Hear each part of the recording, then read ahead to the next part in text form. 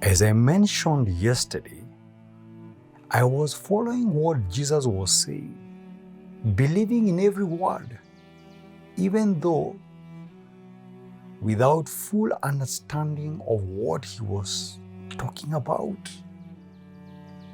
I was happy that nobody sought to interrupt him, and he spoke freely. And I guess no one tried to stop him, because there was not much to say to someone who claimed to be God's son. But especially given that the miracles he was performing were nothing any one of us had ever seen or heard before. None of us could simply figure him out. But for me, Nicodemus, even though I also did not fully understand everything he said or did, I was sold out. I believed him 100%. His words were life, and I wanted to continue listening to him again and again. Completely unmoved by the Pharisees' hostility, Jesus continued talking and said, "Very truly I tell you, the Son can do nothing by himself. He can do only what he sees his Father doing, because whatever the Father does, the Son also does. Whoever does not honor the Son does not honor the Father who sent him. By myself I can do nothing. I judge only as I hear, and my judgment is just.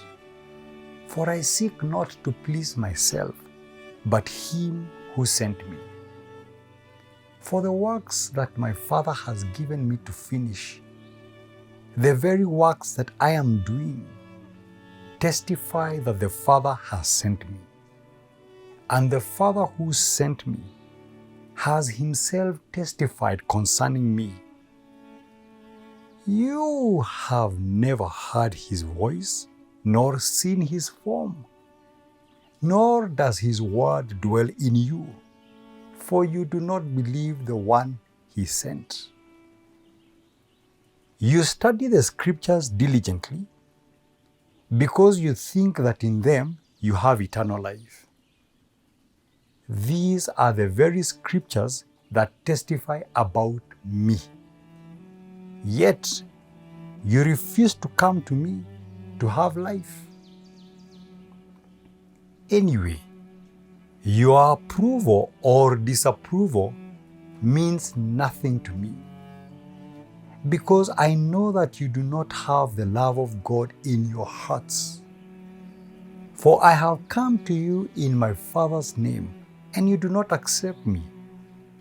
Yet, if someone else comes in their own name, oh, you gladly welcome them. No wonder you can't believe, for you gladly honor each other, but you don't care about the honor that comes from the one who alone is God. But do not think I will accuse you before the Father. Oh no. Moses will accuse you. Yes, Moses in whom you put your hopes.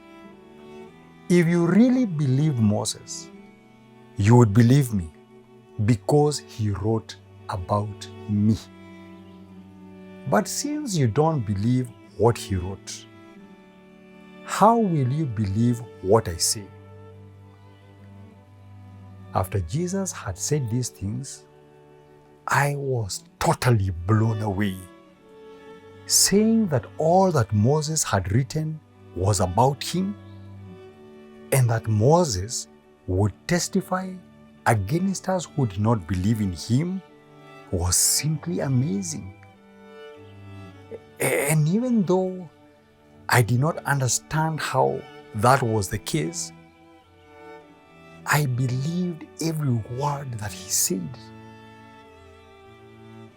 On the contrary, my fellow Pharisees looked outraged. and disgusted by the claims Jesus had made, and would have ordered him to be stoned to death for blasphemy, but for the fact that by now most people believed that Jesus was the Messiah, and such an order would easily turn against them. Tomorrow I will share with you how the next miracle Jesus of Nazareth chose to perform only proved that indeed Moses had written about him.